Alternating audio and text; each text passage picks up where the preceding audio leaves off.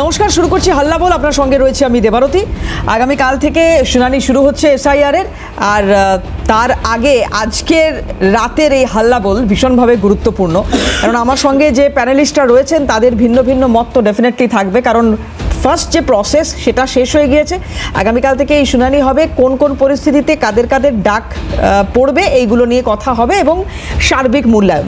কিন্তু তার আগে যেটা ভীষণভাবে গুরুত্বপূর্ণ, এই কিছুক্ষণ আগে একটা তথ্য আমার হাতে এলো, মানে এই যে আপনারা জানেন যে অভিষেক বন্দ্যোপাধ্যায়ের ডাকে আজকে একটা বৈঠক ছিল, খুব গুরুত্বপূর্ণ এই বৈঠক, উন্নয়নের পাঁচালী।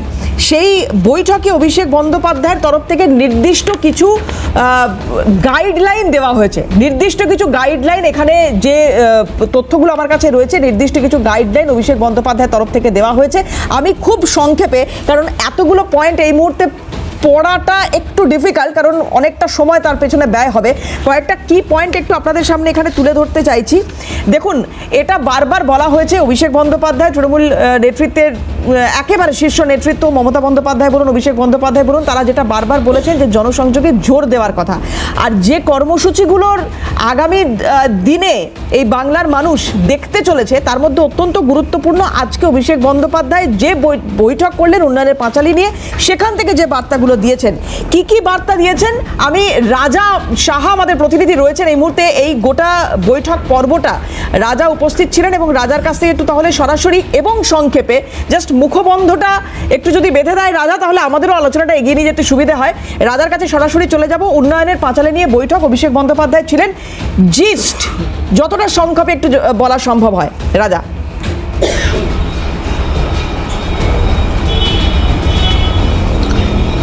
দেখো আমরা সূত্র মারফত যে খবর পাচ্ছি তা হলো অভিষেক বন্দ্যোপাধ্যায় কার্যত দুটি কর্মসূচি আজকে ঠিক করে দিয়েছেন উন্নয়নের পাঁচালী নিয়ে। তা হলো কি? তা হলো বাংলার সমর্থনের সংযোগ এবং বাংলার সমর্থনের সংলাপ। এই দুটি কর্মসূচির আজকে ঘোষণা করেছেন তৃণমূল কংগ্রেস সর্বভারতীয় সাধারণ সম্পাদক অভিষেক বন্দ্যোপাধ্যায় নিজে। দেখো, তোমাকে কথা মনে রাখতে হবে যে হাতে নির্বাচনের জন্য আর বেশি দিন বাকি নেই। ঠিক তার আগে একেবারে বুথ স্তর পর্যন্ত দলীয় কর্মী সমর্থকদের যেভাবে রাস্তায় নামানোর একটি যে কর্মসূচি ঘোষণা করলেন অভিষেক বন্দ্যোপাধ্যায়, বলা যেতে পারে যে নতুন বছরের প্রথম দিন অর্থাৎ 1 জানুয়ারি 2026 থেকেই ভোট প্রচারে নেমে পড়ছে তৃণমূল কংগ্রেস। এবং পাশাপাশি তোমাকে দুটো বিষয় বলি, 2026 বিধানসভা নির্বাচনের জন্য আজকে স্লোগান বেঁধে দিয়েছেন। একেবারে তোমাকে বলি যে অভিষেক বন্দ্যোপাধ্যায় তিনি নিজে স্পষ্ট করে বলেছেন যে মানবে না হার তৃণমূল আবার, এটা সকলকে বলতে হবে।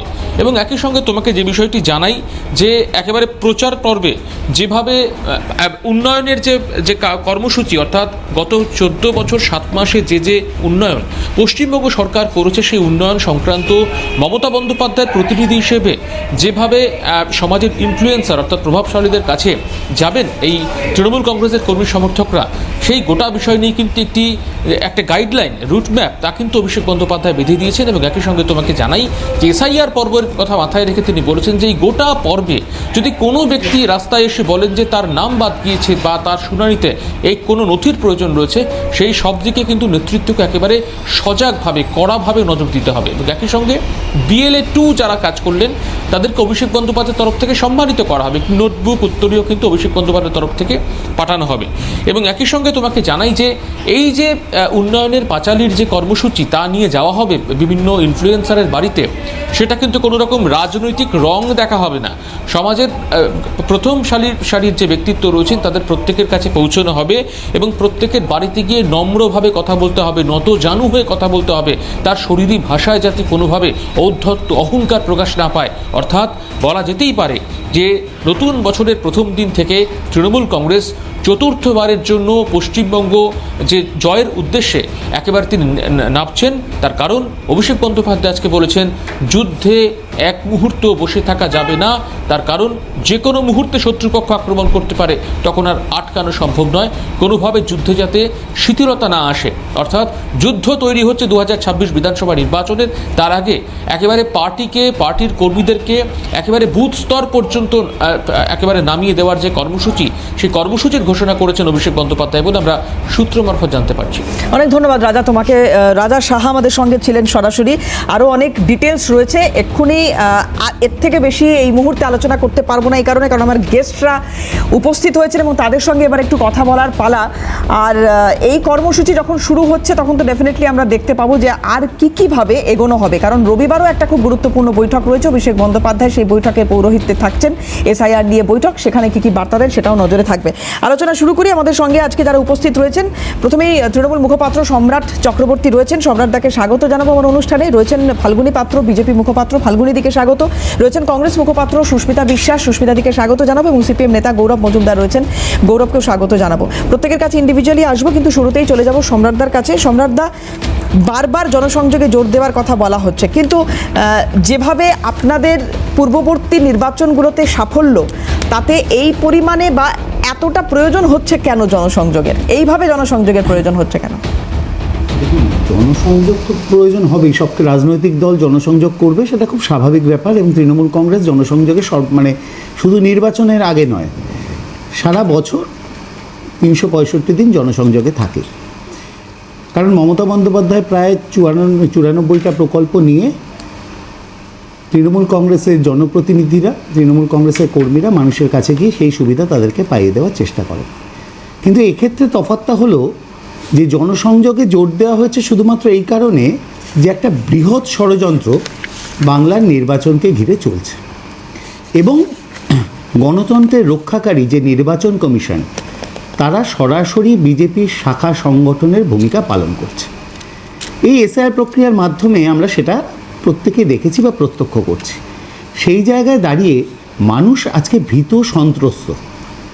এসআইআর প্রক্রিয়া খসড়া ভোটার লিস্ট পাবলিশ হওয়ার পর 16 ডিসেম্বর এবার যে হেয়ারিংয়ের প্রক্রিয়া চালানো শুরু হবে, সেক্ষেত্রেও মানুষ দ্বিধাবিভক্ত, মানুষ ভীত, মানুষ সন্ত্রস্ত। তারা জানে না খসড়া ভোটার লিস্টে তাদের নাম ম্যাপিং হয়ে যাওয়া সত্ত্বেও চূড়ান্ত ভোটার লিস্টে তাদের নাম থাকবে কিনা। একটা ঘটনা আপনার মনে থাকবে যে ওই একটা ধন্যী মেয়ে বলে একটা সিনেমা হয়েছিল, সেখানে নির্বাচন কমিশন রবি ঘোষের ভূমিকা পালন করছে। জিতবে কি হারবে পরের প্রশ্ন, কিন্তু রবি ঘোষের মতো বাঁশি বাজিয়েই যাচ্ছে এক এক সময় এক একটা। কারণ তাদের মহান নেতা নরেন্দ্র মোদী, অমিত শাহ, শুভেন্দু অধিকারী, শ্রমিক ভট্টাচার্য বারবার বলেছেন 1,20,00,000 1 কোটি মানুষের নাম বাদ দিতে যাবে। কিন্তু যখন দেখা গেল 58 লক্ষের বেশি নির্বাচন কমিশন প্রাথমিকভাবে কিছু করতে পারলো না, তখন হেয়ারিংয়ে একটা বৃহৎ সংখ্যার মানুষকে ডাকা হচ্ছে। এবং খুব তাৎপর্যপূর্ণ যেটা হলো মাইক্রো অবজারভার। হঠাৎ করে মাইক্রো অবজারভার নিয়োগ করা হলো, যেটা ভারতবর্ষের রাজনীতিতে নির্বাচন কমিশনের এ যাবৎকালের ইতিহাসে আজ পর্যন্ত কোনোদিন মাইক্রো অবজারভার নিয়োগ করা হয়নি। ইলেকশন রোলের ক্ষেত্রে হ্যাঁ, নির্বাচন সংক্রান্ত কাজে মাইক্রো অবজারভার অবশ্যই নিয়োগ করা হয়েছে, কিন্তু ইলেকটোরাল রোলে মাইক্রো অবজারভারের ভূমিকা কী? এবং সেক্ষেত্রে দাঁড়িয়ে যে ইআরওরা, যে পিএলওরা এতদিন ধরে সততার সঙ্গে কাজ করে গেছে, তাদেরকে আজকে অবিশ্বাস করা হচ্ছে, ভোটারদেরকে আজকে অবিশ্বাস করা হচ্ছে। নির্বাচন কমিশন পূর্ববর্তী নির্বাচন কমিশনের সিদ্ধান্তগুলোকে অবিশ্বাস করছে। সবথেকে বড় কথা, আমাদের সতর্ক থাকতে হচ্ছে এই কারণে, বিকজ নির্বাচন কমিশন সুপ্রিম কোর্টে গিয়ে মিথ্যে কথা বলছে, সম্পূর্ণভাবে মিথ্যে কথা বলছে। আচ্ছা, আপনি আমাকে বলুন তো, হাফ দিনের একটা অর্ধেক দিনের ট্রেনিংয়ে মাইক্রো অবজারভার, যাদের সেন্ট্রাল গভর্নমেন্ট এমপ্লয়ীদের যাদেরকে মাইক্রো অবজারভার করতে হচ্ছে, তারা কতটা প্রশিক্ষিত হয়ে আসবে? তাদেরকে কী ইনস্ট্রাকশন দেওয়া হচ্ছে? যাদের ম্যাপিং হয়নি সেই সংখ্যাটা হচ্ছে মাত্র 32 লক্ষ। অথচ বিজেপির নেতা থেকে নির্বাচন কমিশন এক সুরে বলছে 1,40,00,000 মানুষকে হেয়ারিংয়ের জন্য ডাকা হবে। কিন্তু কেন? যদি ডাকা হয়, আপনি একটা খুব উদাহরণ দিয়ে আমরা বারবার এসআইআরের ক্ষেত্রে বলেছি, ঝাড়াই বাছাই তো আপত্তি থাকার কথা নয়, মৃত মানুষের নাম বাদ যাবে, যারা শিফটেড তাদের নাম বাদ যাবে, যাদের 2 জায়গায় নাম আছে তাদের নাম বাদ যাবে, অবৈধ ভোটার থাকলে নাম বাদ যাবে, এ নিয়ে বক্তব্য নেই। কিন্তু সামগ্রিকভাবে বৃহৎ অংশের ভোটারদেরকে আজকে প্রথমে এসআইআরের এনুমারেশন ফর্মের মাধ্যমে এবং পরবর্তী ক্ষেত্রে হিয়ারিংয়ের মাধ্যমে যেভাবে নির্বাচন কমিশন বিজেপির অঙ্গুলি হেলনে নাম বাদ দেওয়ার প্রচেষ্টা করছে, তার বিরুদ্ধে আমাদের সতর্ক থাকতে হবে, জনমত গড়ে তুলতে হবে, তাদেরকে সহযোগিতা করতে হবে, একজন বৈধ ভোটারেরও নাম না বাদ যায়। আমরা বারবার বলেছিলাম যে কাজটা 2 বছরে সেটা 2 মাসে করতে গেলে কি অবস্থা হয়। এখন দেখুন নির্বাচন কমিশন একটা ইনস্ট্রাকশন দিয়েছেন ইয়ারোদেরকে যে প্রতিদিন 150 জন, প্রতিদিন 150 জন, আমি খুব সংক্ষেপে বলি আপনাকে, 150 জনকে যদি 5 মিনিট করে সময় নেওয়া হয় তাহলে প্রতিদিন কতক্ষণ সময় লাগছে? সেটা শ্রম আইন সমর্থন করছে নাকি ফিজিক্যালি একজন মানুষের পক্ষে সম্ভব? 150 জনকে যদি এরকমভাবে ফিজিক্যালি হিয়ারিং সামনে ডেকে হিয়ারিং করতে হয় তাহলে খুব কম করে হলে 12.5 ঘন্টা লাগছে একজনকে। আর এরপর আমি কমপক্ষে 5 মিনিট ধরেছি, সবার ক্ষেত্রে 5 মিনিটে হবে না, ভিডিও ক্যামেরায় রেকর্ডিং থাকবে, নথি দেখতে সমস্যা হবে, বিএলও অ্যাপ যেটা এখনও রেডি নয় তাতে আপলোড করতে হবে। এই অপরিকল্পিত সিদ্ধান্তগুলো নেওয়ার বারবার নিয়ে যাচ্ছে। আচ্ছা, এই খসড়া ভোটার তালিকার মানে কি বলুন তো আমাকে? যদি খসড়া ভোটার তালিকায় আমার নাম উঠে থাকে ম্যাপিং হয়ে, তাহলে আমাকে কেন আবার হিয়ারিংয়ের জন্য ডাকা হবে? যদি 2002-এর ভোটার লিস্টের ডিজিটাইজ করার ক্ষেত্রে কোনো ভুল করে থাকে তার দায় কেন কোনো ভোটার নেবে? এই প্রশ্নগুলো আমরা বারবার করছি। তাহলে এই যে সম্রাটদা যে কথাগুলো বলছেন তার সমর্থনে একটা উদাহরণ আমি দেখাচ্ছি এবং বিধায়কের প্রতিক্রিয়া সেটাও আমি দেখাবো। কিন্তু তার আগে এই যে শুনানি আগামীকাল থেকে শুরু হচ্ছে এবং এই শুনানিতে কারা ডাক পাচ্ছেন একটু গ্রাফিক্যাল একটা প্রেজেন্টেশনের মাধ্যমে একটু দেখানোর চেষ্টা করি। যে দেখুন অভিযোগ প্রচুর আছে, কিন্তু কারা শুনানিতে ডাক পাচ্ছেন না প্রয়োজনীয় ম্যাপিং অর্থাৎ কারো আত্মীয় পরিজন বাবার নাম ধরে হওয়া ম্যাপিং, সেক্ষেত্রে সেলফ ম্যাপিং অর্থাৎ এমন ভোটার যার নাম 2002 সালেও ছিল, নো ম্যাপিং অর্থাৎ এখন ভোটার হলেও কোনো ম্যাপিং করাতে পারেননি, 2002 সালে আত্মীয়দের সঙ্গে সংযোগ পাওয়া যায়নি। প্রয়োজনীয় ম্যাপিং এবং সেলফ ম্যাপিংয়ের ক্ষেত্রে শুনানিতে ডাকার সম্ভাবনা কম। নো ম্যাপিংয়ের আওতায় যারা তাদের শুনানিতে যেতে হবে এবং জন্মের শংসাপত্র, স্কুলের শংসাপত্র, অ্যাডমিট কার্ড বা পাসপোর্ট লাগবে শুনানিতে। এই ক্রাইটেরিয়াগুলো থাকছে এবং এক্ষেত্রে শুনানিতে এরাই ডাক পাচ্ছেন। কিন্তু আমি যে কথা বলছিলাম সম্রাটদার কথা সূত্র ধরে, যে দেখুন বিতর্ক আছে, অভিযোগ আছে, একাধিক অভিযোগ আসছে। খণ্ডঘোষের দিকে যদি একটু নজর রাখি, সেখানে বিধায়ক সরাসরি বলছেন যে আমার মায়ের নাম ছিল। আজকে দেখা যাচ্ছে যে এই খসড়া ভোটার তালিকা হোক বা যাই হোক, কি করে বাদ যায় না? যার 2002-তে নাম আছে তাহলে তার তো কোনো আশঙ্কার বা আতঙ্কের কারণ থাকে না। তারপরেও খণ্ডঘোষের বিধায়ক বলছেন যে তার এরকম একটা অভিজ্ঞতার হলো। কিভাবে হয়, কেন হয়, কোন জায়গায় ভুল, টেকনিক্যাল কোনো গাফিলতি নাকি অন্য কোনো সমস্যা? তো দেখাই কি বলছেন নবীন চন্দ্র বাগ, দেখুন। আমার মা তো ধরুন প্রায় 70 থেকে 75 বছর বয়স।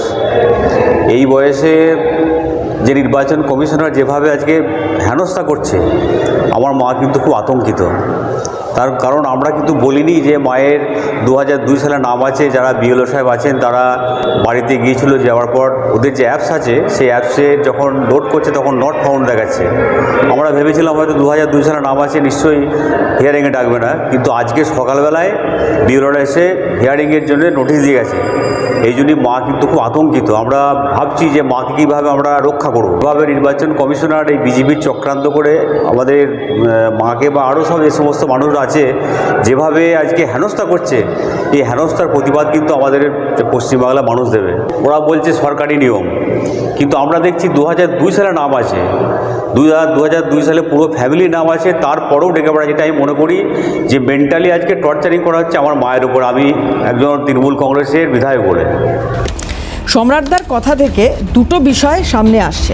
এক হচ্ছে বাংলার চূড়ান্ত দুঃসময় চলছে, যে কোনো রাজনৈতিক দল তারা এই ধরনের জনসংযোগে নামতেই পারে এবং এটাই খুব স্বাভাবিক। কিন্তু যেভাবে তৃণমূল কংগ্রেসকে জনসংযোগ করতে হচ্ছে, সেখানে একটা কোনো দুরভিসন্ধি কাজ করছে, একটা কোনো দুঃসময়ে বাংলার বুকে নেমে আসছে এবং সেটাকে আটকানো এই মুহূর্তে দরকার। এক, এবং দ্বিতীয় হচ্ছে এই মুহূর্তে প্রধান বিরোধী দল সংখ্যার নিরিখে বিজেপি হলেও তৃণমূল কংগ্রেস ভাবছে নির্বাচন কমিশন এমন কোনো কোট আনকোট প্ল্যানিং করছে না তো যাতে আগামী সময়টা খুব সমস্যার হতে পারে বাংলার মানুষের জন্য।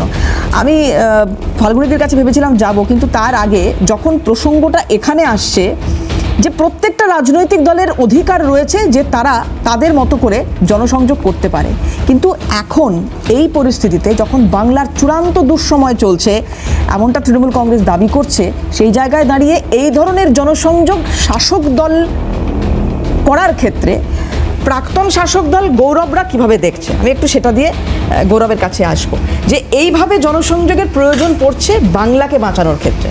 মানে কিভাবে জনসংযোগ, যেটা আমি আজ শুরুতে বলছিলাম, যা যা যা যা হচ্ছে জনসংযোগে তো উন্নয়নের পাঁচালী, সোজা কথা আছে, পাঁচালী হোক আর যাই হোক সেটা তো সে তৃণমূল কংগ্রেস বুঝবে, কিন্তু প্রশ্ন হচ্ছে 8,000 স্কুল পশ্চিমবাংলায় সরকারি প্রাথমিক স্কুল বন্ধ হয়ে গেছে, এর উত্তর তৃণমূল কংগ্রেসকে দিতে হবে। 6,200-র ওপরে কেন্দ্রীয় মন্ত্রী তিনি সংসদে দাঁড়িয়ে বলেছেন যে 6,200 কলকারখানা, ছোট বড় মিলে 6,200 কলকারখানা পশ্চিমবাংলা ছেড়ে চলে গেছে, এর উত্তর তৃণমূল কংগ্রেসকে দিতে হবে। তৃণমূল কংগ্রেসকে দিতে হবে যে এই যে শিক্ষক দুর্নীতি থেকে শুরু করে বিভিন্ন নিয়োগ দুর্নীতিতে যে তৃণমূল কংগ্রেসের নেতা নেত্রীরা, ইনক্লুডিং যিনি আজকে নির্দেশ দিয়েছেন তিনিও আছেন তার মধ্যে, যে টাকাগুলো কোথায় গেল, টাকাগুলো কি হবে, গরিব মানুষের টাকা যে মারলেন সেই টাকাগুলো কোথায় গেল, দেবেন ফেরত কবে হবে? না না, আমি সেই প্রসঙ্গে আসবো গৌরব দা, আমি যদি ডেফিনেটলি সময় পেলে আমি আসবো, কিন্তু আমরা বিচার করব না, আপনারা মানুষের কাছে যাবেন তো উত্তরটা দিতে হবে আপনাদের। না ঠিক ঠিক, সেটা পরের বিষয়, কিন্তু আমি বলছি যে এই যে এসআইআর নিয়ে যা হচ্ছে, আজকেও আমরা দেখছি যখন খবর পাচ্ছি 3 জনের মৃত্যু, এবং এসআইআর আবহে এই মৃত্যু কেউ পরিবারের তরফ থেকে বলা হচ্ছে যে আতঙ্ক ইত্যাদি ইত্যাদি। তো এই মৃত্যুগুলোর দায় তৃণমূল কংগ্রেস প্রায় প্রত্যেকটা জনসভায় প্রশ্ন তুলছে যে নির্বাচন কমিশন কি নেবে। এসআইআর নিয়ে আতঙ্ক তৈরি করা হচ্ছে, কেন্দ্রীয় মন্ত্রী বলছেন মতুয়ারা নাগরিকত্ব পাবে কিনা জানি না। দেবারতী দি, আমি আপনাকে অনুরোধ করব ওম বিড়লা বা বিমানবাবুর মতন ভূমিকা আপনি পালন করবেন না, তৃণমূল কংগ্রেসকে আপনি বাঁচাতে পারবেন না। এই প্রশ্নের উত্তর তৃণমূল কংগ্রেস আপনি বাঁচাতে আমি জানি আপনি বাঁচাতে চান না, কিন্তু তৃণমূল কংগ্রেসকে এর মুখোমুখি হতে হবে। তৃণমূল কংগ্রেসকে উত্তর দিতে হবে গত 14-15 বছরে তৃণমূল কংগ্রেসের আমলে রাজ্যে যেভাবে বেকারত্ব বেড়েছে, তৃণমূল কংগ্রেসকে নিতে হবে এর দায়। তারপর এবার হচ্ছে যে এই যে এসআইআর এর বিষয়, জ্ঞানেশ কুমারের প্রথম যেদিনকে সাংবাদিক বৈঠক, সেদিনকে আপনাদেরই সাংবাদিক কেউ একজন জ্ঞানেশ কুমারকে জিজ্ঞেস করেছিলেন যে হোয়াট অ্যাবাউট ওয়েস্ট বেঙ্গল, আপনার কি বক্তব্য, তিনি একটা কথাই উত্তর দিয়েছিলেন যে পশ্চিমবাংলার সরকার সাহায্য করবে আমাদের, এটা পশ্চিমবাংলার সরকার বলেছেন। আমরা তো দেখেছি যে পশ্চিমবাংলার সরকারের প্রাথমিক শিক্ষক, মাধ্যমিক শিক্ষক, উচ্চ মাধ্যমিক শিক্ষক, কলেজ শিক্ষক, অঙ্গনওয়াড়ি কর্মী, তারা তাদের নাম পশ্চিমবাংলার সরকার নির্বাচন কমিশনের কাছে পাঠিয়েছিল এই এসআইআর পদ্ধতিতে, এসআইআর বিষয় তাতে কাজ করবার জন্য। তাহলে আপনি এটা মনে করেন যে পশ্চিমবাংলার সরকার জানতেন না যে এসআইআর এর এই বিষয়গুলি উপস্থিত হবে এসে? আজকে এসব ভাবের ঘরে চুরি করে লাভ নেই। আপনি এটা বলুন যে এই যে অভিষেক বন্দ্যোপাধ্যায়, হোলটাইমাররা তো চুরি করেনি, হোলটাইমাররা হোলটাইমার, হ্যাঁ ঠিক আছে হোলটাইমার, আপনাদের মতন চুরিতে লুটে পাচারকারীদের অভিযুক্ত নয়। যাদেরকে চিরকুটে চাকরি দিয়েছে তারা ইনস্টলমেন্টে লেভি দিয়েছে। আপনি একটা চিরকুটের চাকরি বার করে দিন, আপনি আপনার নেত্রী, আপনার সেকেন্ড ইন কমান্ড একটা চিরকুটের চাকরি বার করে দিন, তারপর আপনি এইসব কথাবার্তা বলবেন। চক্রবর্তী শ্রী মিলি চক্রবর্তী ওই চ্যাপ্টার ক্লোজ হয়ে গেছে। কিভাবে চাকরি পেয়েছে বলতে বলো না, ক্লোজ হয়ে গেছে। মিলি চক্রবর্তী কিভাবে চাকরি পেয়েছে বলতে বলো না। আপনি এর উত্তরটা দিন, জীবন কৃষ্ণ সাহা কত টাকা কামিয়েছে, কেন তার ফোনটা পুকুরে পড়েছিল, এর উত্তর আপনাকে দিতে হবে। আচ্ছা, আপনি নির্মল ঘোষের যে পুত্রবধূ, সে কি করে চাকরি পেয়েছে, আপনি যে এলাকার কাউন্সিলর, সেখানকার বিধায়ক, সের উত্তরটা আপনি দেবেন। এসব বলে লাভ নেই। এখন এসআইআর নিয়ে এই যে নির্বাচন কমিশন যেভাবে যখন যা খুশি তাই চাপাচ্ছে, আমি জানি রেবারতী দিয়ে একজন স্বনামধন্য চিকিৎসক, তার বাবা এবং মা বয়স প্রায় 88, একজনের আর একজনের 85, তারা মানে 88 বছর বয়স, 85 বছর বয়স, তাদেরকে হিয়ারিংয়ে যেতে হচ্ছে, হিয়ারিংয়ে তাদেরকে ডেকে পাঠানো হয়েছে। মানে সে ভালো করে হাঁটতে পারে না, সে কি হিয়ারিংয়ে যাবে? না, কিন্তু আবার কমিশনের তরফ থেকে কথা বলা হয়েছিল যে অশীতিপর যারা রয়েছেন তাদেরকে হিয়ারিং অবধি না, হিয়ারিং কেন? এই লোকটা 88 বছর, 85 বছর, বাবার বয়স 88, মার বয়স 85, তাকে এই বয়সকালে এসে তাকে হিয়ারিং করতে হবে যে সে ওই নামে কিনা, বা সে ওই অ্যাড্রেসে থাকেন কিনা, বা তিনি দেশের নাগরিক কিনা, এটা হিয়ারিংয়ে যেতে হবে তাকে, তার বয়স ওই কিনা। আসলে নির্বাচন কমিশন আর বিজেপি আর তৃণমূল মানুষকে ভয় দেখানোর খেলায় নেমেছে। কেউ বলছে গাছে বেঁধে রাখবে, কেউ বলছে হচ্ছে যে জেলে পাঠাবে, আর নির্বাচন কমিশন নিজের মতন করে কখনো বিএলও অ্যাপ, কখনো এই ডকুমেন্ট, কখনো ওই ডকুমেন্ট নিয়ে আসুন, এই করে বেড়াচ্ছে। এই হচ্ছে পশ্চিমবাংলার অবস্থা। একটু গৌরব দেখে এখানে থামাবো। ফাল্গুনি দি রয়েছেন, সুস্মিতা দি রয়েছেন, দুজনের কাছে যাবো, কিন্তু একটা খুব শার্প ব্রেক নিতে হবে। বিরতির পরে আবারও ফিরছি, সঙ্গে থাকুন। এসআইআর আবহে মৃত্যুর কথা বলছিলাম। একাধিক মৃত্যু এর আগে আমরা দেখেছি, আর যে 3টি মৃত্যু খবর পাচ্ছি এখানে, একটি হচ্ছে সাঁইথিয়া, একটি হচ্ছে গোয়ালপুকুর এবং একটি হচ্ছে চন্দ্রকোনা। 3 জায়গায় মৃত্যুর খবর, যেখানে হৃদরোগে আক্রান্ত হয়ে কোথাও মৃত্যু হচ্ছে, কোথাও আত্মহত্যার কথা বলা হচ্ছে, এবং দুশ্চিন্তা। এই এসআইআর শুনানি শুরু হচ্ছে, কি হবে, দুশ্চিন্তা। কিছুক্ষণ আগে আপনাদের দেখাচ্ছিলাম রবীন্দ্রচন্দ্র বাগের যে সমস্যাটা, উনি বলছেন যে ওনার মায়ের নাম 2002 থাকার পরেও কেন নেই ইত্যাদি। চন্দ্রিমা ভট্টাচার্য তিনি কি বলেছেন এই বিষয়ে একটু দেখাই, দেখুন। আতঙ্ক তৈরি করছে কে, কারা তৈরি করছে, আর তারা তার দায় নিচ্ছে না কেন? একজন মানুষ নাগরিক হিসেবে তার নাগরিকত্বের পরিচয় নতুন নতুন করে বারবার দিতে হবে, এ কে বলছে? একবার ভোট দিয়েছেন, একবার নয়, যে মানুষগুলির প্রাণ যাচ্ছে তারা বহুবার ভোট দিয়েছেন। সে বহুবার ভোট সবাই জানে। ভারতবর্ষে সংবিধান অনুযায়ী যে আইন তৈরি হয়েছে, সেই আইনে ভোটার লিস্টে নাম তোলাটা একটা কন্টিনিউয়াস প্রসেস, তো সে তুলতেই পারে। তোলবার পরে ভোট দিয়েছে, ভোটার লিস্টে নাম উঠেছে, আবার গিয়ে তাকে ভোটের জন্য তার নিজের নাগরিকত্বের পরিচয় দিতে হবে। যখন সুপ্রিম কোর্ট বলছে যে ইসিআই কিন্তু, এই যে সম্রাটদা বলছিলেন না, নির্বাচন কমিশন কি করবে, এখানে কোনো কলকাঠি নাড়তে পারে কি নির্বাচন কমিশন? এরকম কিছু আতঙ্ক, কিছু অভিযোগ এবং কিছু প্রশ্নচিহ্ন থাকছে, এবং নির্বাচন কমিশন নিজেদেরকে ভিলেন প্রতিপন্ন করার জন্য এমনটা করছে বলে মনে করছেন জয়প্রকাশ মজুমদার, তৃণমূল নেতা। দেখুন কি বলছেন। ইলেকশন কমিশন যেন একটা নিজেদেরকে ভিলেন রূপে প্রতিপন্ন করার আপ্রাণ চেষ্টা করছে সাধারণ মানুষের কাছে। একটা সাংঘাতিকভাবে অপরিকল্পিত এবং প্রস্তুতিহীন একটা পদ্ধতি তারা শুরু করলেন, গায়ের জোরে চাপ দিয়ে। ফাল্গুনি দি, দেখুন, বিষয় হচ্ছে এই কংগ্রেস, তো উনি আগে কংগ্রেস করতেন, তা সেই সময় 13 বার এসআইআর হয়েছে, ভোটার লিস্টে নিবিড় সংশোধন হয়েছে, তখন উনি কোনো কথা বলেননি। এখন উনার অনেক কিছু মনে হতে পারে, আপনাদের দলেও গেছিলেন সব দল, সেটা ঠিক আছে, কিন্তু মূলত তো ম্যাক্সিমাম সময় কাটিয়েছে কংগ্রেসে। আচ্ছা, যাই হোক। দ্বিতীয়ত, আপনারা প্রথম থেকে যেটা প্রশ্ন করছিলেন, এই যে জনসংযোগের দরকার, তৃণমূলের কথা বলছেন, এবং দেখুন এটা উল্লেখ করা হচ্ছে নম্র হয়ে নতজানু হয়ে কথা বলতে হবে। তার মানে কি? তার মানে এই তৃণমূল নম্র এবং নতজানু হয়ে মানুষের সাথে কথা বলে না, সন্ত্রাস করে, মানুষের সাথে অভব্য ব্যবহার করে। সেই জন্য আজকে উল্লেখ করে দিতে হচ্ছে যে তারা কিভাবে মানুষের সাথে জনসংযোগ করবে, কারণ তারা জনবিচ্ছিন্ন। এইভাবে তাদের সাথে মানুষের সাথে দুর্ব্যবহারের জন্য আজকে তারা জনবিচ্ছিন্ন বলে তাদের এটা উল্লেখ করে দিতে হচ্ছে যে নম্র হয়ে নতজানু হয়ে মানুষের সাথে কথা বলতে হবে। ভাবুন যে তৃণমূলের পরিস্থিতি আজকে কোন জায়গায় এসছে। দ্বিতীয়বার বলছে যে হেয়ারিং হবে না, হেয়ারিংয়ে কেন ডাকা হবে? আচ্ছা বলুন, প্রথমত তো 2005 সালে মমতা ব্যানার্জিই বলেছিলেন যে ভোটার লিস্ট সংশোধনের প্রয়োজন আছে, সেটা তো আমরা কেউ বলিনি, এবং তার যে প্রতিবাদটা এতটা তীব্র ছিল যে স্পিকারের মুখের ওপর তিনি ভোটার লিস্ট ছুঁড়ে মেরেছিলেন, এটা বারবার বলেছি, এটা আপনারা জানেন। এবং সেই টাইমে 1,20,00,000 ফলস ভোট ছিল, তার মধ্যে 50% ছিল পশ্চিমবঙ্গে। সেটা কংগ্রেসে যারা ছিলেন তারাই তখন বলেছিলেন, মমতা ব্যানার্জিও তখন কংগ্রেসেই ছিলেন। তো সেই নথি অনুযায়ী তিনি বলেছিলেন যে এই ভোটার লিস্ট সংশোধন না হলে পশ্চিমবঙ্গকে চেঞ্জ করা যাবে না, কারণ এখানে অনুপ্রবেশকারী এবং ফলস ভোট ঢুকে রয়েছে। এটা কার কথা? মমতা ব্যানার্জির কথা।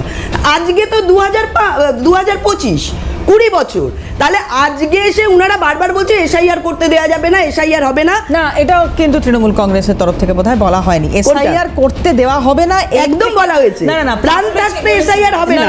বিষয়টা হচ্ছে যে বৈধ ভোটার যেন বাদ না যায়। না, সেটা তো আমরা বলেছি বৈধ ভোটার। একাধিকবার দেখেছি কুণাল ঘোষকে বলতে যে আমরা এসআইআর কিন্তু বৈধ ভোট যেন বাদ না, বৈধ ভোটার যেন বাদ না। প্রথমে উনারা যেটা বলেছিলেন, দুজনেই এসআইআর করতে দেব না, এবং এটা বলেছিলেন এসআইআর করতে গেলে কারণটা গাছে এটা। বেঁধে রাখা হবে, আগুন জ্বলবে, এইভাবে মানুষকে প্রভোগ করা হয়েছিল, ভুল দিকে দিশা দেওয়া হয়েছিল।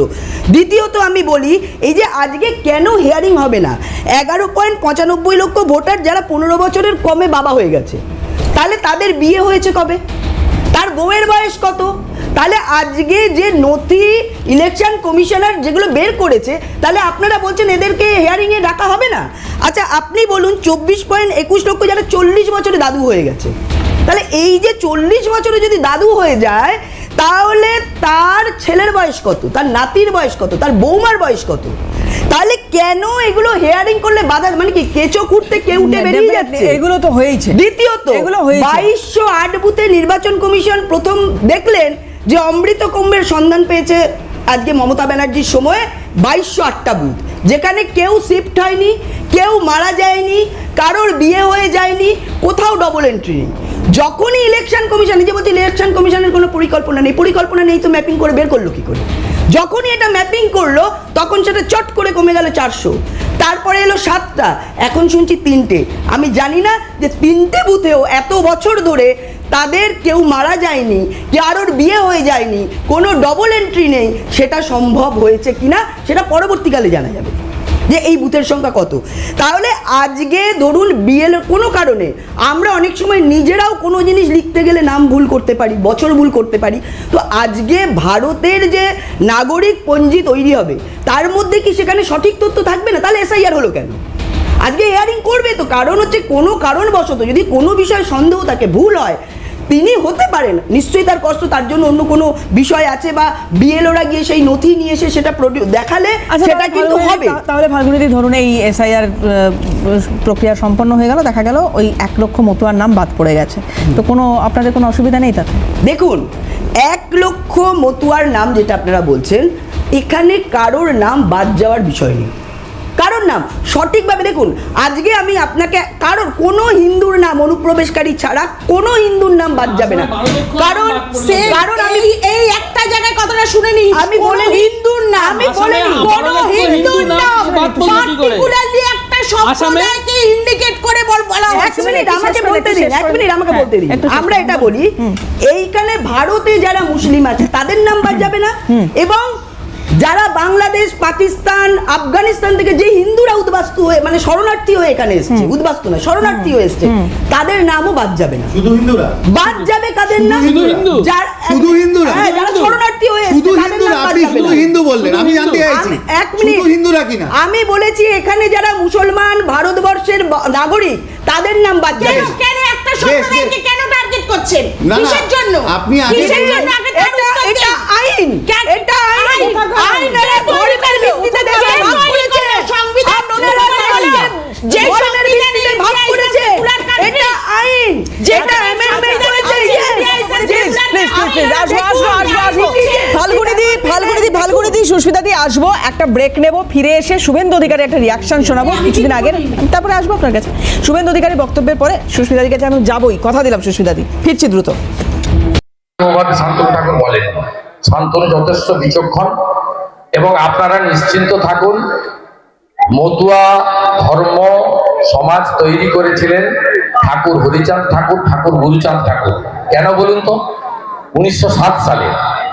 কারণ ছিল তাদেরকে জোর করে ইসলাম ধর্মে কনভার্ট করানো হচ্ছিল, তাদের ধর্ম পরিবর্তন করানো হচ্ছিল, সেটা থেকে বাঁচতে তিনি মতুয়া সৃষ্টি করেছিলেন।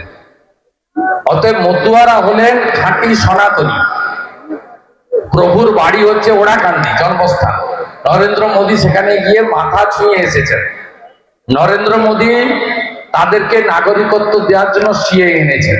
নরেন্দ্র মোদীজির সরকার 31/12/2024 পর্যন্ত বাংলাদেশ থেকে যে হিন্দুরা ধর্ম বাঁচানোর জন্য পশ্চিমবঙ্গ বা ভারতে এসেছেন, তাদেরকে কোনো পুলিশ ডিস্টার্ব করতে পারবে না, মামলা দিতে পারবে না, রিপোর্ট করতে পারবে না, ফিরিয়ে দিতে পারবে না, এই অর্ডার পর্যন্ত করে দিয়েছে। মতুয়ারা মোদীজির সঙ্গে আছেন, তারা সনাতনকে রক্ষা করবেন।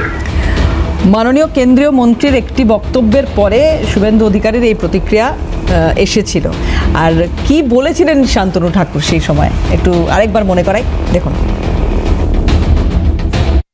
আজকে 50 লাখ রোহিঙ্গা মুসলমান, বাংলাদেশি মুসলমান, পাকিস্তানি মুসলমান যদি বাদ যায়, তার মধ্যে 1 লাখ যদি আমাদের সমাজের মানুষকে একটু স্টপ থাকতে হয়, ভোট দেওয়ার জন্য বিরতি থাকতে হয়, তাহলে কোনটা লাভ? কোনো প্রকার চিন্তা করতে হবে না, কোনো প্রকার চিন্তা করার বিষয় নেই। আমরা ভারতবর্ষে সিটিজেনশিপ পাবো। আগামী দিনে আমরা সেই সিটিজেনশিপের মাধ্যমে স্বাভাবিকভাবে বাই ন্যাচারালাইজেশন আমরা ভোটার হবই।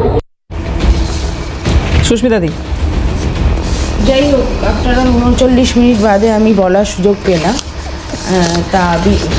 সত্যি কথা বলতে কি, আমি এখানে বসে একের পর এক বক্তব্য শুনছিলাম এবং উভয় পক্ষেরই বক্তব্য, মানে তৃণমূল আর বিজেপির উভয় পক্ষেরই বক্তব্য শুনে আমার হাসি লাগছিল। কোন জায়গাটা হাসি লাগছিল সেটা আমি একটু ধরিয়ে দিই, নাহলে দর্শকরা ভাববে আমি কি শুধু শুধু এখানে বসে বসে হাসছি। তার কারণ হচ্ছে, যখন ওই অভিষেক বন্দ্যোপাধ্যায় তার দলের কর্মীদের বললেন বিনম্রভাবে, শ্রদ্ধাভাবে তার প্রত্যেকটি মানুষের দরজায় গিয়ে নতজানু হয়ে দাঁড়াতে, তা যেই মানুষগুলো এই 15 বছর ধরে দেখেছে, এই মানুষগুলোকে যারা এই মাথা উঁচু করে শাসিয়ে, চেনো ভাই, এই যে হুমকি দিয়ে যে এই কথা, আর তাদের এই অ্যাডামেন্ট, আর আজকে যদি তারা নতজানু হয়ে গিয়ে কথা বলে, তাহলে বুঝতেই পারবে ভোটের জন্য। তা সুতরাং এইটা হঠাৎ করে করলে, হঠাৎ করে মমতা ব্যানার্জির মুখ মনে পড়ে যাবে না, ওই পাড়ার কোনো লিডার গিয়ে দাঁড়িয়ে নতজানু হয়ে বললে। সেরকমই একটা বার্তা দিয়েছেন আর কি উনি। তা এইবার হলো, আর দ্বিতীয় নম্বর হলো, যখন বিজেপি যখন বলছে এই কারোর নাম বাদ যাবে না হিন্দু সম্প্রদায় বাদ দিয়ে, আমাদের কথা হচ্ছে বারংবার বিজেপি একটা পয়েন্টকে অ্যারাইজ করছে, সেটা হচ্ছে এই যে ঘুষপেটিও আমাদের দেশে ঢুকে গিয়ে প্রচুর আমাদের কর্মাভাবের সৃষ্টি করছে, মানে আমাদের কর্মটা ডিভাইড হয়ে যাচ্ছে, কাজের যে সোর্সটা, আমাদের খাদ্যের সোর্সটা ডিভাইড হয়ে যাচ্ছে, আমাদের বাসস্থানের সোর্সটা ডিভাইড হয়ে যাচ্ছে, এবং বিভিন্ন যেসব সরকারি প্রকল্প। তাহলে আমি বলতে চাই, যে সমস্ত সরকারি প্রকল্পগুলোর সুযোগ সুবিধা এই অনুপ্রবেশকারীরাও ভোগ করছে এবং আমরাও ভোগ করছি, অ্যাজ ওয়েল অ্যাজ এই অনুপ্রবেশকারীরাই আবার ভোট দিয়ে এই কেন্দ্রীয় সরকারকে নির্বাচিত করেছে। যদি তাই দাঁড়ায়, মানে এরা যদি ইলিগাল ভোটার্স হয়, অবৈধ ভোটার্স হয়, যদি যারা অনুপ্রবেশকারী, যাদের নাম আগে ছিল না, তারা পূর্ব পাকিস্তান থেকে এসছে, কিংবা তারা পাকিস্তান থেকে এসছে কি আফগানিস্তান থেকে এসছে, যেখান থেকে আসুক, রোহিঙ্গার সংখ্যা আদৌ কত আছে, 50 লাখ কোথা থেকে পেলো আমার জানা নেই। আর সবচেয়ে বড় কথা হচ্ছে, সেই জায়গায় দাঁড়িয়ে তোমরা যে বলছো তোমরা নতুন সিএ ফর্ম ফিল আপ করলে তোমরা নতুনভাবে তাদেরকে নাগরিকত্ব প্রদান করবে। তা নাগরিকত্ব প্রদান করলে তো তাহলে সেই তো আবার ভাগের ব্যাপার চলে আসবে। তাহলে ঘুষপেটিও করে চিৎকার করাটার মানে কি? একটাই উদ্দেশ্য, রোহিঙ্গা আর মুসলিম টার্গেট, মানে মুসলিম মুক্ত ভারতবর্ষ করবে। সেটা বলুক। আজকে যখন ফাল্গুনিদি বলছে যে আমরা ভারতবর্ষ, এবং এইটা বিজেপির একটা কনসেপ্ট ওরা খাড়া করে সব সময়, যে কংগ্রেস তো স্বাধীনতার পর থেকে মানে ধর্মের ভিত্তিতে যে দেশটাকে ভাগ করে দিয়েছিল। না, একদম না। কট্টর মৌলবাদী যারা, সেই কট্টর মৌলবাদীরা চেয়েছিল পাকিস্তানকে আলাদা করে, এই কট্টর মুসলিম যারা সম্প্রদায় মৌলবাদী তারা এই পাকিস্তানকে প্রসারে গেছিল, এবং যারা নরমপন্থী ছিল, যারা মনে করেছিল যে না আমাদের দেশটাকে ভালোবেসে তারা থেকে গেছিল, এবং স্বাধীনতার লড়াইয়ে তারা হিন্দুদের সাথে এবং অন্যান্য জাতি সমস্ত ধর্মের সাথে এক কাঁধে কাঁধ মিলিয়ে লড়াই করে আমাদের দেশের স্বাধীনতা কিন্তু ফিরিয়ে এনেছে। আমি বলতে গেলে এখন একের পর এক নাম এসে যাবে, আমি অতক্ষণ স্কোপ পাবো না। এবার আমি বলতে চাই, তাহলে তাদের কি দোষ হলো? তাদের তো বলছে তারা থাকবে। তাহলে এই সেগ্রিগেশন, তুমি বলছো নো ম্যাপিং মানে 2002-এ যাদের পিতৃপুরুষের নাম আছে, 2002-এ যাদের পিতৃপুরুষের নাম নেই, আমি তো বলবো এই যে বারংবার এই যে নরেন্দ্র মোদী এই যে আসা যাওয়া শুরু করলো এই দিল্লি থেকে কলকাতা, এই যে এবার এসে বলে গেল, বলুন বাঁচতে চাই তো বিজেপি চাই। আসলে বাঁচতে চাই না, তো মরতে চাইয়ের মতো ব্যাপার হয়ে গেল। আমরা মরতে চাই তাই বিজেপিকে, তাই হ্যাঁ বাঁচতে চাইলে বিজেপিকে ভাই, এইটাই হচ্ছে মোদ্দা কথা হওয়া উচিত। তার কারণ হচ্ছে না, আমি অভিষেক বন্দ্যোপাধ্যায়ের কথাটা শুনিনি, আমি ইভেন শুনিনি, আমি এটা নিজেই বললাম কথাটা। যে তাহলে এইটাই বলতে হবে সবার আগে। আর আমি একটা জিনিসই বলবো যে জনসংযোগ তোমাদের তো ভাই জনগণের দল নাকি তোমরা তৃণমূল নাম, তৃণমূল মানে গ্রাসরুট লেভেল যেটাকে বলে, তা গ্রাসরুট লেভেলে কর্মীরা তো সারাদিন কাজ করছে, তাহলে তাদের তো জনসংযোগ আছে। তাদের নতুন করে আমার মনে হয় নতুন এই রূপ দেখিয়ে মমতা ব্যানার্জিকে মনে করিয়ে জনসংযোগ করাতে হবে না। এদের রূপ এত বছরে দেখেছি। আর একটা শুধু বলবো যে বিজেপি বন্ধুদের, আপনারা এই বক্তব্য ছাড়ুন, একটু ভারতবর্ষের সংবিধানটাকে নিয়ে ঘাটুন, সংবিধানকে পড়ুন, মনুসংহিতা কম পড়ুন, তাহলে কি সংবিধান সম্বন্ধে জানবেন এবং সংবিধান সম্বন্ধে জানতে পারবেন। না হলে বলতে পারতেন না যে এইটা আমাদের ভারতবর্ষের আইন। আমরা ভারতবর্ষ সেকুলার কান্ট্রি, আমরা ইউনিটি ইন ডাইভার্সিটিতে বিশ্বাস করি, আমরা একতার মধ্যে নিজেদেরকে বাঁচাতে চাই। ফাল্গুনিদের কাছে উত্তর নেব। সম্রাটদা রয়েছেন, গৌরবদা রয়েছেন, সবার কাছে যাবো ইন্ডিভিজুয়ালি, কিন্তু একটা ব্রেক নিতে হবে আবারও। খুব দ্রুত বিরতির পর ফিরছি, সঙ্গে থাকুন। খুব সংক্ষিপ্ত সময় বাকি রয়েছে, একে একে যাব। প্রথমে ফাল্গুনিদের কাছে বলুন। দেখুন, দিদি বললেন যে যারা মৌলবাদীরা দেশভাগটা চাইলো, কট্টর মৌলবাদীরা, তো ওনারা ভাগ সেই জন্য দিয়ে দিলেন। তাহলে আলটিমেট মৌলবাদীদের জন্য দেশটা ভাগ হলো, দিয়ে দিলাম, দেশটা ভাগ হলো না ভাগ হলো। আপনি ভুল ব্যাখ্যা দিচ্ছেন, আপনি ভুল ব্যাখ্যা দিচ্ছেন। আমি বলছি, এক মিনিট বলতে দিন। 57টা আপনারা যাকে আদর্শ মানে, যারা আপনারা যেই গোডসেকে আদর্শ মানে, সেই গোডসে গান্ধীকে হত্যা করেছিল। শুনুন, ভারতবর্ষ কোন ধর্মশালা নয় এখানে থেকে যাবে, এটা হতে পারে না। যারা অনুপ্রবেশকারী এখানে নির্মাণ হবে না, যারা এখানকার ভোটার তাদের দিয়েই এখানে সরকার নির্বাচন হবে। অর্থাৎ কালকে এই লাভলি খাতুন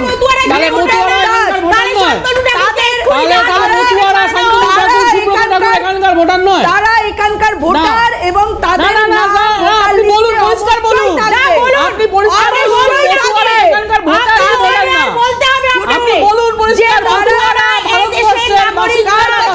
সিপিএম না তৃণমূল, কার কথা বলবো না কংগ্রেস, কার কথাটা বলবো?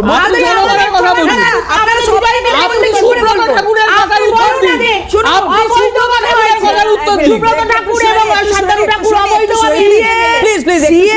প্রত্যেক মতুয়ার নাম উঠবে, কারণ মাননীয় মোদিজি এবং অমিত শাহজি তারা নতুন করে যে অ্যামেন্ডমেন্ট 2024 সালের 31শে ডিসেম্বরের মধ্যে যারা নিপীড়িত হয়ে আফগানিস্তান, পাকিস্তান, বাংলাদেশ থেকে এখানে শরণার্থী হয়ে আসবেন, তারা প্রত্যেকে কমপক্ষে 5 বছর থাকার পরে তারা সিটিজেনশিপ পাবেন। এটা আইন করা হয়েছে, এটা অ্যামেন্ডমেন্ট করা হয়েছে। এটা যদি আপনারা না জানেন, ভালো করে জেনে নিন। সেই জন্য মতুয়ারা যারা আছে তাদের নাম অবশ্যই। এটা হতে পারে শান্তনু ঠাকুরের নাম বাদ গেল? দেখুন, কোনো কাগজপত্রে যদি ভুল থাকে, আমার যদি কোনো কাগজপত্র দেখাতে আমি ভুল করি, কোনো ভুল থাকে, বাদ যেতে পারে। সঠিক বৈধ দেখালে নাম উঠবে, কি অসুবিধা আছে? না, আপনারা কি বলছেন যদি অবৈধ মানে 15 বছরে যেটা হয়? সম্রাটদার কাছে আসবো প্লিজ। যদি এটা হয় তাহলে 5 বছর এমন একজন মন্ত্রী ছিলেন যিনি এই দেশের নাগরিক নন। বলুন সম্রাটদা। না, আমি অনেকক্ষণ ধরে শুনছি তো, একটু করে বলছি যে উন্নয়নের পাঁচালি দিয়ে শুরু হলো, গৌরব শূন্যয়নের পাঁচালি পড়ে গেল। তা নির্মলা শূন্যয়ন বলেছেন দাদা, ঠিকই বলেছেন। নির্মলা 8200 স্কুল বন্ধ করে তো শূন্য করে দিয়েছেন। নির্মলা সীতারামন যদি জামানাতের ওপর 18% জিএসটি ধরতো, তাহলে সিপিএম ভোটে ক্যান্ডিডেট হতো না, অত টাকা চলে যাবে বলে। ওই প্রসঙ্গে যাচ্ছি না, আমি বলছি। দিদি বললেন অনেক কথা, মতুয়াদের নিয়ে বললেন, ফাল্গুনি দি বললেন। নির্মল বাবুর পুত্রবধূ চাকরিটা একটু বলুন, ফাল্গুনি সেটা একটু বলুন। একটু শুনে প্লিজ। বলার পরে আমি শুধু ফাল্গুনিকে কাছে সংক্ষেপে জানতে চাইছি এবং দর্শকদের উদ্দেশ্যে আমি জানতে চাইছি, ফাল্গুনি দি 2019, 2021, 2024 যে সমস্ত মতুয়ারা ভোট দিয়েছিলেন, তারা 2026 ভোট দিতে পারবেন কি? নিশ্চয়ই পারবেন, নিশ্চয়ই পারবেন। আমি 11টা নথি ইলেকশন কমিশনার চেয়েছে, সেটা থাকলে তারা দেখালেই নিশ্চয়ই দিতে পারবেন। এটাকে নোট করতে বললাম। বিজেপির মুখপাত্র বলছেন, বিজেপির মুখপাত্র, এটা আর্কাইভে রাখতে হবে, সত্যি কথা রাখবেন। বিজেপির মুখপাত্র একদম রাখবেন, কোনো একটা মতুয়ার নামও বাদ যাবে না। প্রত্যেকে দেশে থাকবে এবং তারা ভোট দেবে। লিখে রাখুন, লিখে দিন যত্ন করে। সিএ ক্যাম্পে যারা আবেদন করছেন তারা নাগরিকত্ব পাবেন কিভাবে? তারা শুধু আবেদন করলেই পাবেন, নাকি সরকারি নিয়মে আবেদনের সঙ্গে নথি জমা দিতে হবে? আমরা তো জানি সরকারি ক্ষেত্রে শুধু আবেদন করলে কিছু হয় না, নথি দিতে হয়। আমি শেষ করিনি, আপনি সব কটা বলবেন। নথি দিতে হয়। আমি জানতে চাইছি ফাল্গুনিদি, যদি নথি দিতে হয় তাহলে কি কি নথি জমা নেওয়া হচ্ছে আপনাদের সিএ ক্যাম্পগুলোতে? আমি জানতে চাইছি ফাল্গুনিদি আপনার কাছে খুব স্পষ্টভাবে, নথি ছাড়া নাগরিকত্ব পাওয়া যাবে? দেখুন ফাল্গুনিদি, যারা শুধু সিএ ফর্ম ফিল আপ করছে তারা নথি ছাড়া নাগরিকত্ব পাবে? লাস্ট কথা ফাল্গুনিদি, আপনারা কত টাকা নিয়ে সিএ ক্যাম্পে আবেদন করছেন ওই বিষয়ে আমার মাথা ব্যথা নেই। আমি শুধু জানতে চাইছি, এই যে মতুয়া কার্ড শান্তনু ঠাকুর, সুব্রত ঠাকুররা দিল, মতুয়া কার্ডটা কি ভ্যালিড? যদি মতুয়া কার্ড ভ্যালিড হয় তাহলে মহারাষ্ট্রের পুনেতে মতুয়া কার্ড দেখানো সত্ত্বেও আপনাদের ডবল ইঞ্জিনের সরকার গলায় কণ্ঠি দেখে তাদেরকে মারলো কেন ফাল্গুনিদি? দেখুন, আপনি বিষয়টাকে গুলিয়ে দিতে চাইছেন। না, গুলিয়ে দিতে চাইছে না, সেটা একদম point আরে কথা বাবা, বলেছে। আপনি কেন বলছেন? আচ্ছা, আমার না, আপনি বললে হবে না তো বিষয় তো। আপনি বললে তো আপনি হবে না। এতবার 13 বার আপনি SIR গুলিয়ে করে দিতে এখন চাইছেন, জানতে আপনি কি আগে কেন SIR করেছিলেন? আপনি আপনারা কবে উত্তর দিতে চাইছেন? কেন করেছিলেন SIR? কেন মানুষকে ভুলে যাচ্ছেন? এই কংগ্রেস শেষ করে দিয়েছে দেশটাকে। শান্তনু ঠাকুর নিজে পুরো দেশটাকে বলছে, শেষ করে দিয়েছেন CAA আপনারা। প্রক্রিয়াটা এত এত সহজে বছর ধরে শেষ 13 বার করা SIR যাবে না। করেছেন। আজকে এটা জ্ঞান time দিচ্ছেন থেকে। যখন বিজেপি এটা করছে। time থেকে। হ্যাঁ? এটা আজকে time নিশ্চয়ই থেকে। ছেড়ে এটা বলুন আজকে দূরবীন যে দিয়ে এবার দেখতে তারা হচ্ছে। ভোট দিতে আজকে পারবে বলছেন না। আপনারা, আপনাদের লজ্জা এটা হচ্ছে না? বলুন সবার সামনে।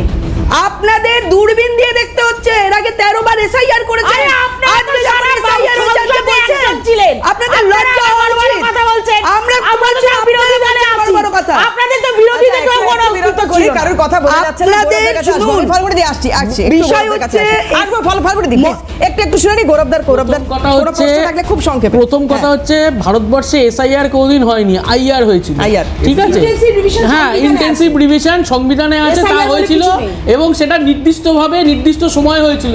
কিন্তু ভারতবর্ষে এই প্রথম দেশে জনগণনা হলো না, তার আগেই এসআইআর নামক একটা বিষয় নামিয়ে দেওয়া হলো। দুই, এই যে এখানে ফাল্গুনিদি অনেক কথা বলছিলেন। ফাল্গুনিদি, অসীম সরকার, শান্তনু ঠাকুর, সুব্রত ঠাকুর, অশোক কীর্তনিয়া, স্বপন মজুমদার, জগন্নাথ সরকার, এতগুলো এমপি এমএলএ আপনাদের মতুয়াদের ভোটে জিতে এসছেন, তাদের ভোট নিয়েছেন।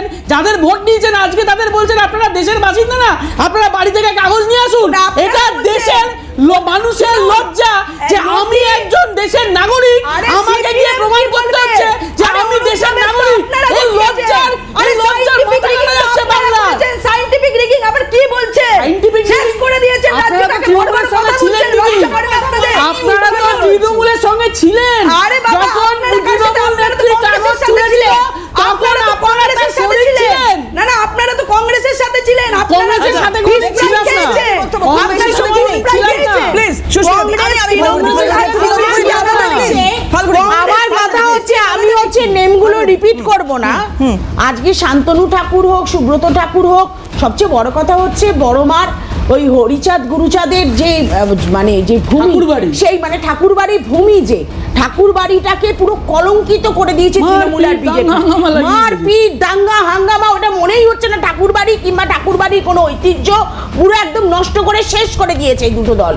এবার এই যে এদের যে বোঝাপড়া, আসলে এখনো বার্গেনিং চলছে, কে কটা সিট কি ব্যাপার, ওই জন্য এসআইআরটা এইভাবে প্রক্রিয়াটা চলছে আর কি, মানে কু ঝিকঝিক ঝিকঝিক করে।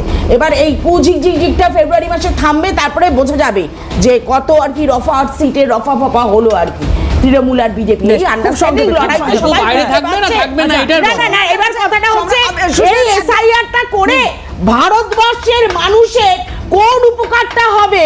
আর নরেন্দ্র মোদীর আমার মনে হয় যদি একটুকু সততা থাকতো তাহলে সবার আগে প্রধানমন্ত্রীর পদটা থেকে সে সরে দাঁড়াতো। তার বলা উচিত ছিল যে অবৈধ ভোটারদের ভোটে আপনারা কেন করলেন?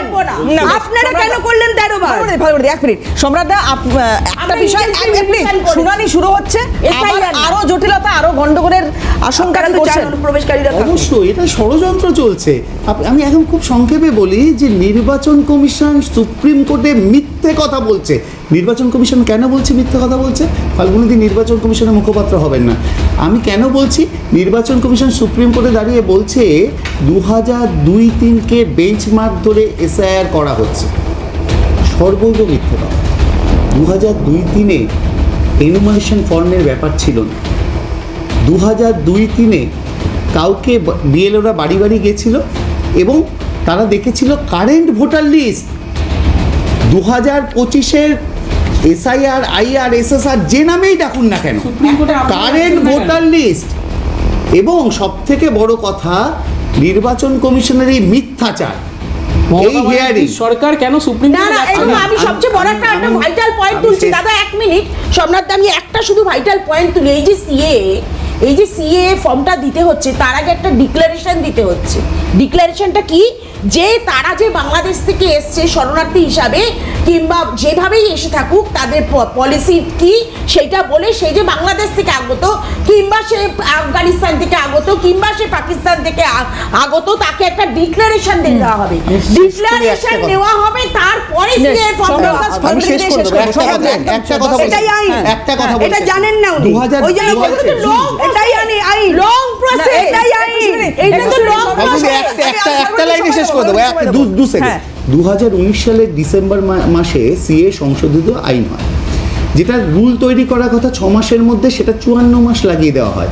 আমি ফাল্গুনিদির কাছে পরিষ্কার জানতে চাইছি, এই 1.5 বছরে কতজন সিএতে আবেদন করেছে বাঙালি মতুয়া, কতজনকে নাগরিকত্ব দিয়েছে? ফাল্গুনিদি যারা আবেদন করেছে তাদের কজন কজন হ্যাঁ? আমার কাছে সংখ্যা বলুন, সংখ্যা বলুন। আমি পরের দিন জেনে আসবো। আরে বাবা, এখানে কেউ কথাই বলতে দিচ্ছে না, আশ্চর্য ব্যাপার। মানে এদের এসআইআরটা এতটাই গায়ে লাগছে, এতটাই চুরি করে এতদিন থেকেছে, এখন সংশোধন হলে গায়ে লাগছে। আপনারা শেষ করে দাও। হ্যাঁ, নিশ্চয়ই। চুরি শুভেন্দু অধিকারীকে বলবেন এটা হয় না। শুভেন্দু অধিকারী প্রকাশ্যে টাকা নিয়েছে, আপনি দেখেছেন। কম বলুন, সিপিএম একটু কম বলুন। হ্যাঁ, কমই তো বলবো। কম বলুন। চুরির ক্ষেত্রে হাতের কথা কালি আমরা তুলে বলবো। কত শুভেন্দু অধিকারী বেশি বলবে। সায়েন্টিফিক রিসার্চ কষ্ট করেছে। সময় দেওয়ার জন্য প্রত্যেককে ধন্যবাদ। প্লিজ আজকে এখানে শেষ করবো, অন্যান্য খবরের জন্য চোখ থাকুক সিএনএ।